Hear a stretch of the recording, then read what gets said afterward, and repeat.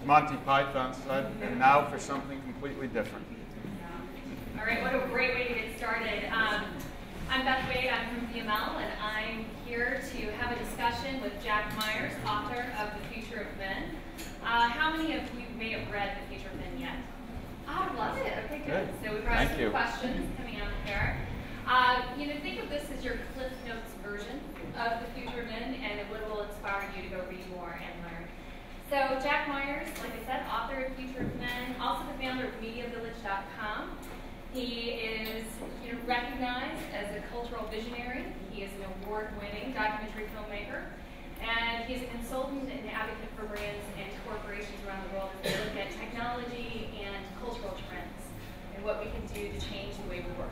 I think personal piece about Well, let me introduce you as well. So Beth Wade is CMO of VML, global ad agency under the WPP Y&R network, 26 around the world, 26 divisions around the world, and you've been there for 14 years.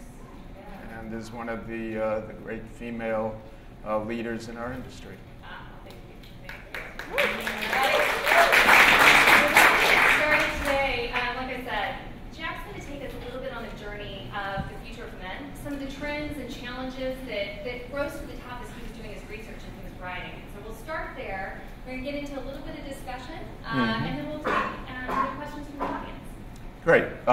First of all, thank you. Thank you for being here. And while Cindy said that the conversation here in the Ambassadors track is for men, I really speak to women as well as men and focus in on really what's been called in The Future of Men, the first book about men written for women.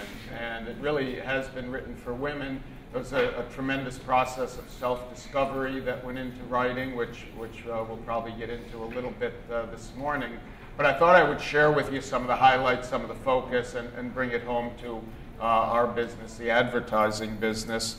I do want to point to a few things that Cindy said that I think are relevant. First of all, she said about we need to end harassment of women. And that's something that I've been feeling strongly about for many years, but really came home to me as I was researching and writing this book. And Cindy and I shared a conversation on stage at a conference a few weeks ago, and she pointed out, as she's often said, that the white men are in a closed loop of white men in the offices, the boardrooms, talking to other white men about other white men, and I commented that they're not only typically talking about other white men, they're also typically making sexist comments, misogynistic comments, objectifying comments, and we as men have historically not called each other out on that, and Cindy's call for really ending that and men calling out other men is a process I began doing about 4 years ago, and it's really been an eye-opener to me because I discovered as I, not just in boardrooms or offices, but at parties or events where men were gathered and there'd be 2, 3, 4 men standing around, I began realizing it was about 2 minutes before the first objectifying or misogynistic comment was made. And how typically throughout my life I'd stood there and either participated or certainly listened along with the rest of the men, and I began commenting on it and saying I can't be a part of this conversation anymore. I really can't tolerate it, and either I'm going to walk away. And about 2/3 of the men would dismiss me, ridicule me, make some kind of glib comment about me. About 1/3 of the men would want to discuss it. And I really think when we talk about really ending it, we have to not just look for women to be responsive when they hear it and see it and feel it, as you do, but also as men need to stand up, and especially white men. And I want to segue that into the work that I've been doing, which is on young men. And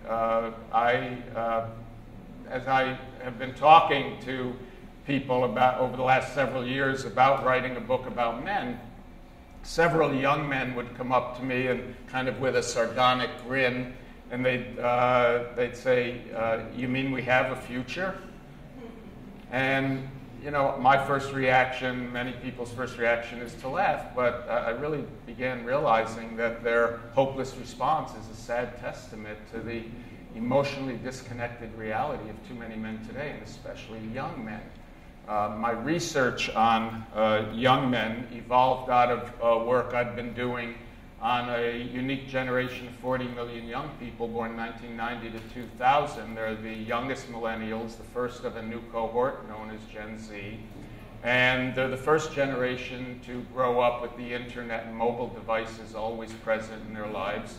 And they're our first window, our prism into future generations that'll be born with technological innovation beyond our conception, driverless cars, pilotless airplanes, always-on media, artificial intelligence, robotics, virtual worlds, Nintendo Go on steroids. And I really began, as I researched them and understood them, I realized they're a small but exceptional generation and that we have a lot to learn from them. And I really began drilling down, researching, understanding them, and based on my interviews with hundreds of young people and their parents and a research study I commissioned among more than 1,000 young men and women, I became concerned that along with an impressive lean-in generation of young women in this cohort, we're also creating a lean-out generation of young men. And as we look at this reality of ending the word, not using the word diversity in our conversation, and because straight white men are threatened, young men who are coming into their early years of their careers are not feeling those same threats in the same way. They're experiencing their life, their realities in a very different way. And what I've realized is that the future of men and the future of gender relationships are at a pivotal juncture right now. A pivotal juncture right now. The women's movement has come a long way, and I'm very and has a long way to go. And I'm very aware that the challenges confronting the women's movement in our industry and around the world, in all industries, are profound. They require continued activism at every level of business, society, government. But I'm also aware that the challenges confronting young men are very different than the challenges that men and women have been addressing for decades, if not centuries. I'm sure many of you are moms and dads of young men, teenage boys. And you may share the concerns of a single mom I spoke to who shared her concerns about her college-age son's seeming lack of motivation, of direction. And she said, we sometimes trust that the path for our sons will be a simple one. We encourage our daughters to break out of the traditional societal constraints, and they're applauded for doing so. I have to ask, we work so hard to tell our daughters they can be anything they want to be, but what are we as a society working hard to tell our sons? And in that context, I realized that this is a very different generation. Young men today are not their dads, they're not their grandfathers, they're not even their older brothers. They're the first generation to have grown up with in a more female, in a more feminist society. But yet they've been exposed to commercials and sitcoms and TV shows that demean men and that are constantly encouraging them to be a real man. They've heard their whole lives, big boys don't cry, don't be a sissy, be a real man. Exposed to political messages that encourage them to man up, and they're confused and they're conflicted when they're confronted as they grow up by the retained influences of the patriarchy.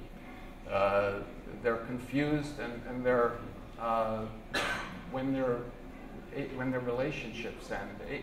This is an amazing statistic. 85% of long-term relationships that end are ended by women.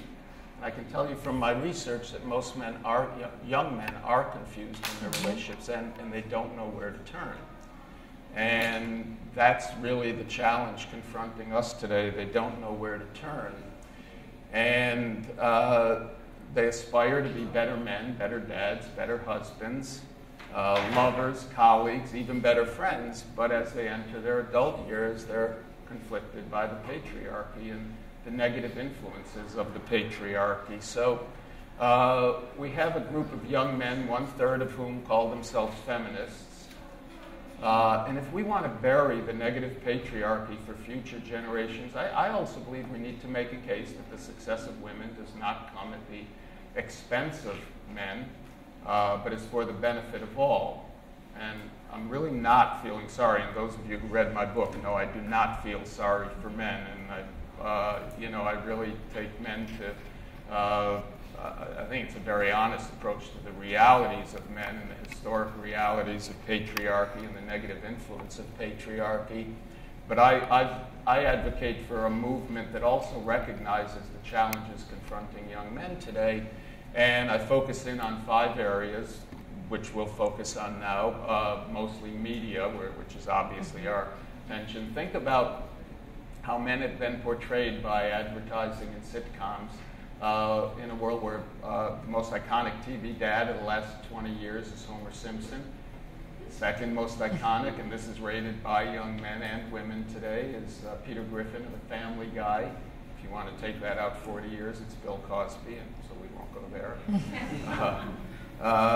And now Donald Trump. We're faced with Donald Trump being a role model for men, for young men, someone who's actually speaking to them and to their fears and to their anger and to their questions and their confusion and their conflicts.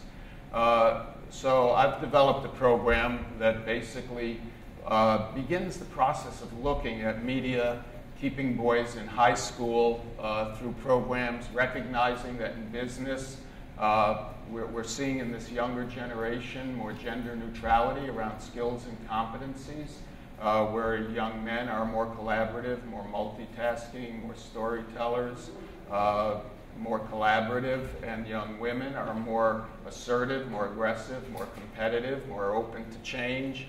Mentoring, many organizations have women's mentoring groups, and I really believe that we need to extend those support systems to young men, and that young men, when they join an organization, be welcome and embraced as equals, and that stay-at-home dads, rather than thinking of them as out-of-work dads, that we really look at a new narrative that embraces and recognizes them as caring and loving husbands and dads who are doing the best for their family and empowering their partners. So in that context, I know we want to segue into a number of different conversations. And so, and really what I ask is that, we all open up the conversation with young men in our organizations, in our lives, in our families, and talk to them about their fears, talk to them about their feelings, encourage them to be open without judgment or criticism with their feelings, to be vulnerable. And when they ask, when you say, what do you think is the future of men? And when many of them ask, and they will, when you mean we have a future, I really hope that we'll promise them our support, our guidance, and that we'll welcome them on the journey toward true gender equality, in which they're included in the process as well. So thank you for that opportunity to open up the conversation. Thanks for taking us on an overview, and I'm just going to get started with some questions. So a team of folks at VML, we got together and we said, if we could ask Jack, some of his thoughts, what would they be? And let's just start with the advertising industry in general. This year we've had a lot of things in the press. We've had a lot of things going on. How do you think that's affecting this change? And what is the future of advertising in your lens for both the future of men and for women? There's been so much positive reinforcement of the issue of eliminating as much as the industry can objectification toward women, sexism in advertising, and that's incredibly healthy. The reality is that we still have many commercials that have gone in the other direction, mostly written by male creative directors and art directors that do demean men because they think that appeals to women. And it's not a true, just as Madonna said this morning, we have to, women won't be recognized as equals until we're portrayed as equals. And men won't see themselves and recognized as caring, loving, vulnerable, competent husbands, dads, sons, caregivers, teachers, nurses, secretaries, unless they're portrayed and until they're portrayed that way. So do you have some examples where you think that narrative has changed from an advertising perspective and it's been done well? Well, yes, and I can certainly tell you a lot that have been done poorly. I think beer commercial, with which you're very familiar, beer commercial has been, whoops, sorry about that. Beer commercials have been, a culprit for many years.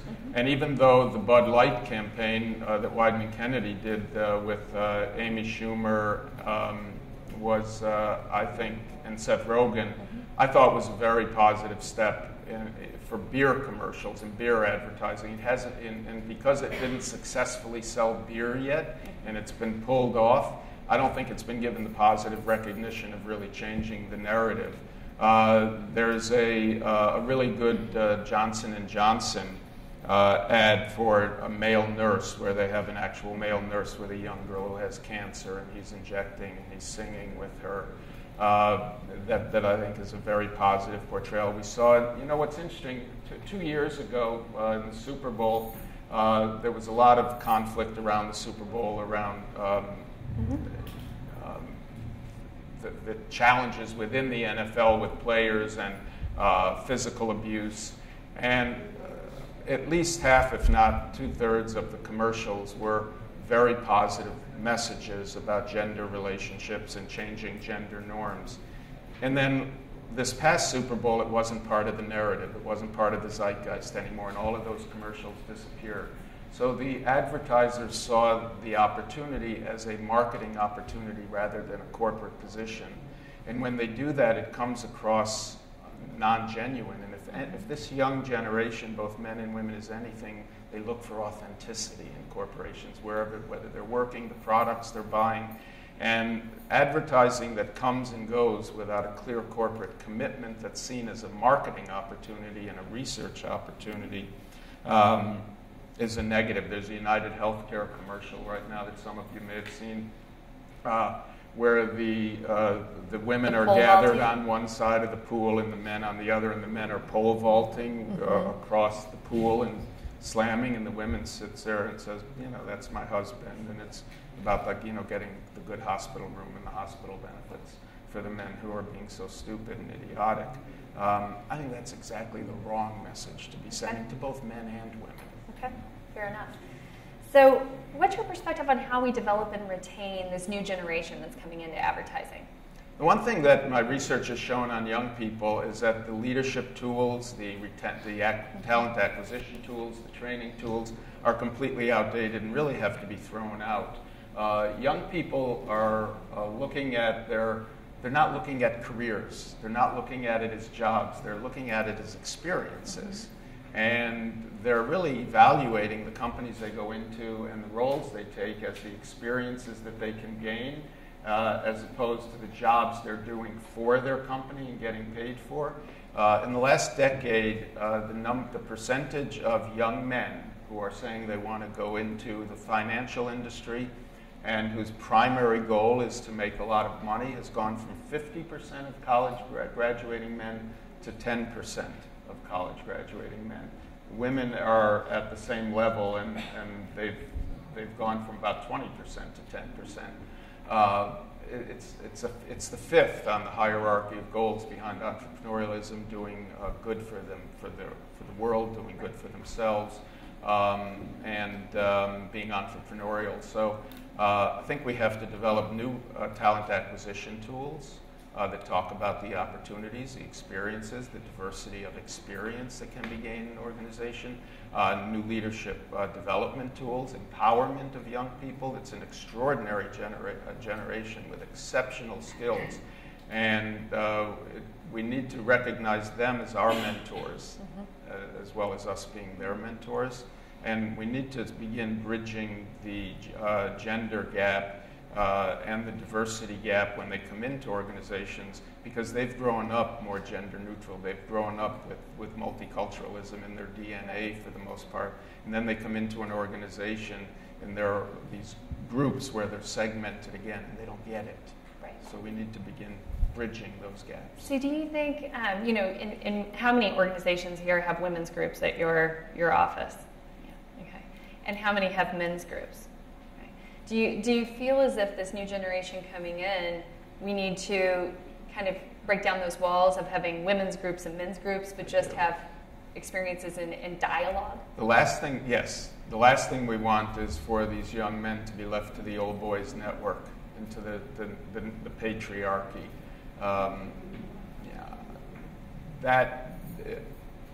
The negative patriarchy has not only been a disservice to women, but it's no longer in the best interests of men, and I believe it's threatening the future of young men. And I do think we have to begin breaking down and bringing these groups together, and it's the women's organizations that have the infrastructure, that have the support systems that I believe can serve both men and women today. Okay, fair enough.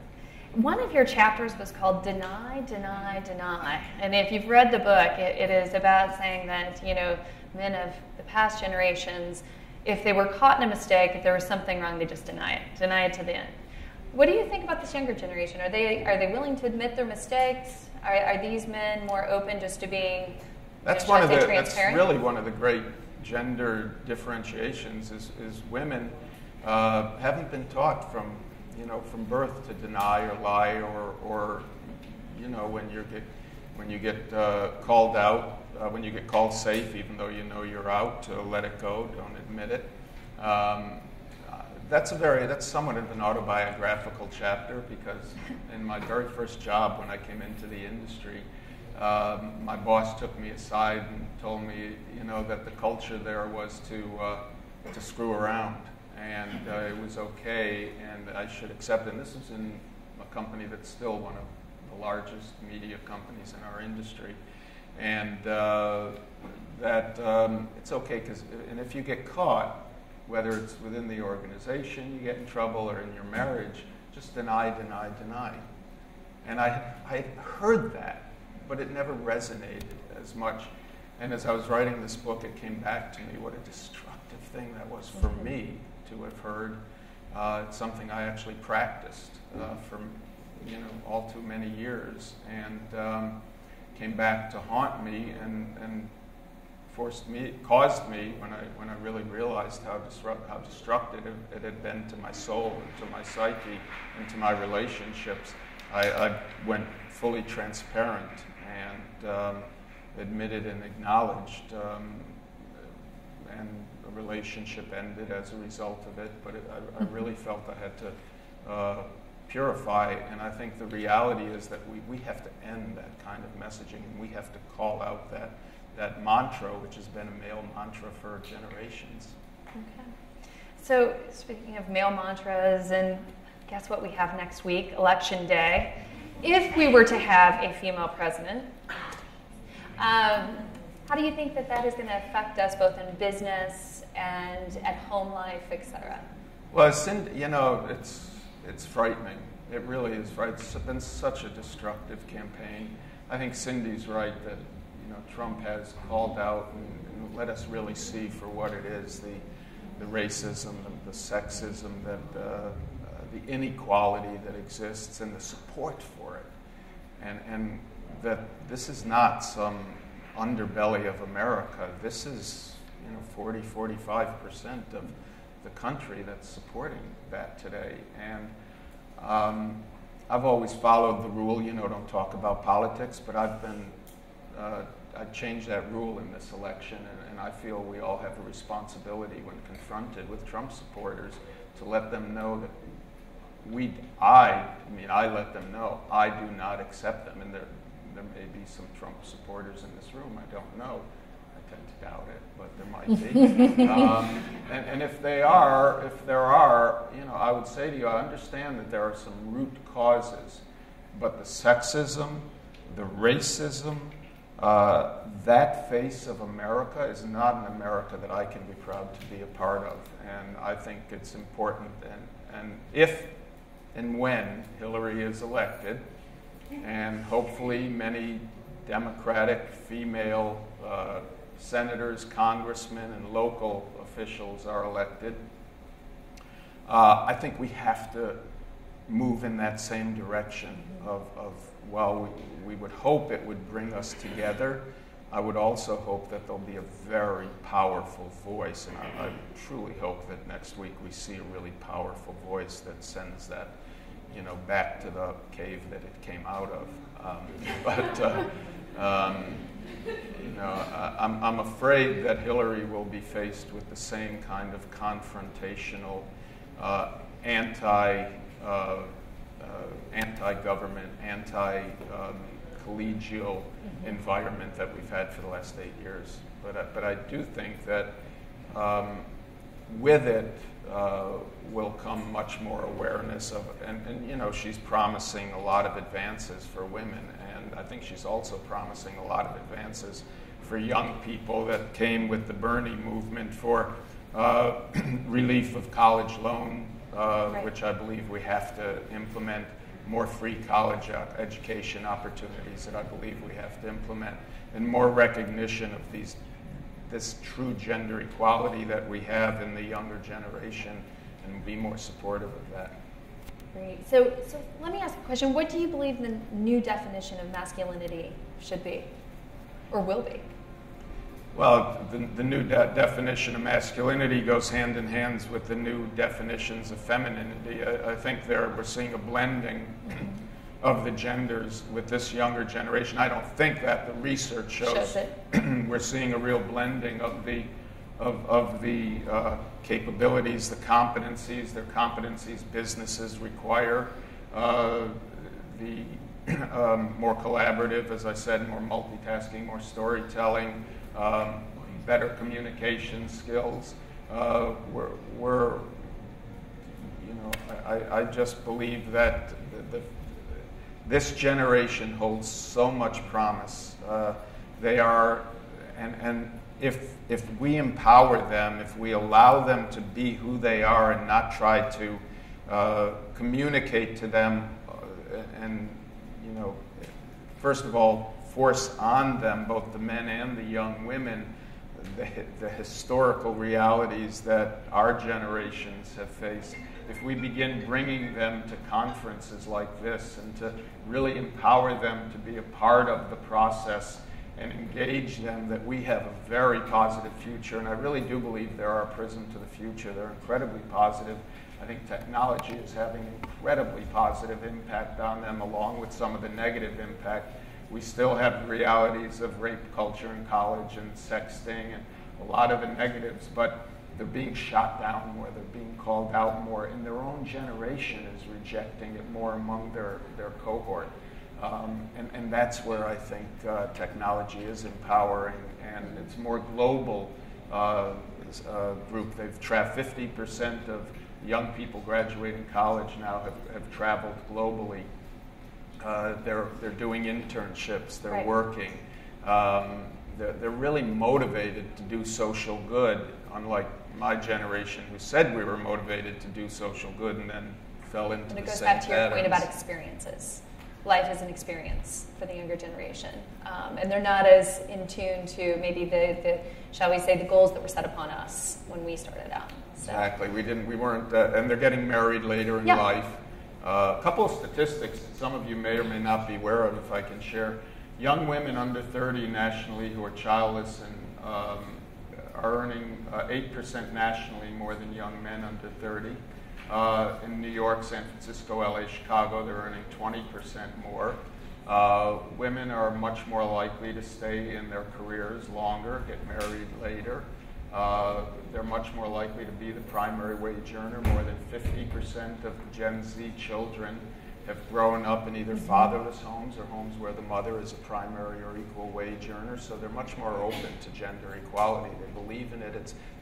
Most young men today, a majority of young men believe gender equality is a basic right in reality. So it's not something we have to teach them. It's something they've grown up with. I think that's an interesting point, because when we had discussions about the book at VML, some of the younger generation actually were surprised at some of the dialogue that was happening, because that's not how they've been raised. So as they're coming into the advertising industry, as they're coming into their jobs, they are about gender equality, and it's natural for them. It's almost unnatural to hear some of the dialogue, and it's us older people maybe that are having more of the dialogue because of where we're at in our careers too.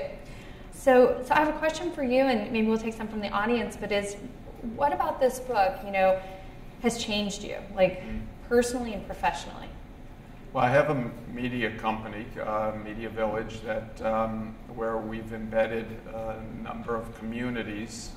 It's basically a site where most of the major media companies have their B2B homes at Media Village, but we've also developed communities, womenadvancing.org, which we founded in 2011, First Five, which we established in 2012, which targets young people in the first 5 years of their career in our business, and Legends and Leaders, which brings together senior people and people who have really helped build the industry, and we bring them together with the younger people to help share their knowledge and experience.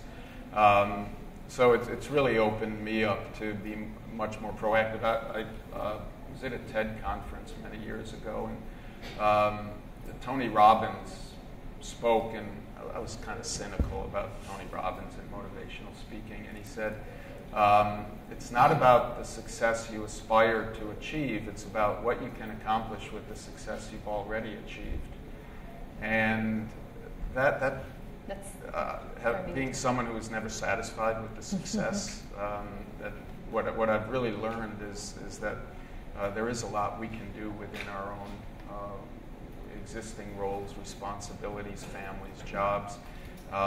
And so what writing, for those of you who have a chance to read the book, if you just read the first 45 pages, and then you can skip to the marketing and media chapters. But it really was a process of self-discovery. I could not write the book without and learn about this young generation of men and women. You said your daughter influenced you. My daughter influenced my mother, who couldn't become a CPA, who was an accountant, wasn't allowed to be a CPA because she was a female. My daughter was in alternative health care. My wife has been an incredible influence. The relationship that ended was an extraordinary relationship. But I couldn't go through the process of engaging and understanding the need to support young men without recognizing that I had to be open about my own behaviors throughout my life. And in order to do that, I had to go through a process of seeking or forgiving myself and understanding my behaviors. Because if I'm going to help guide and direct and support young men, then I have to be open about the dangers that I experienced and the realities I experienced by following this path into the negative patriarchy and being a part of it. So there was a really painful process of self-discovery that I'm very proud of having gone through, actually. So. That's great.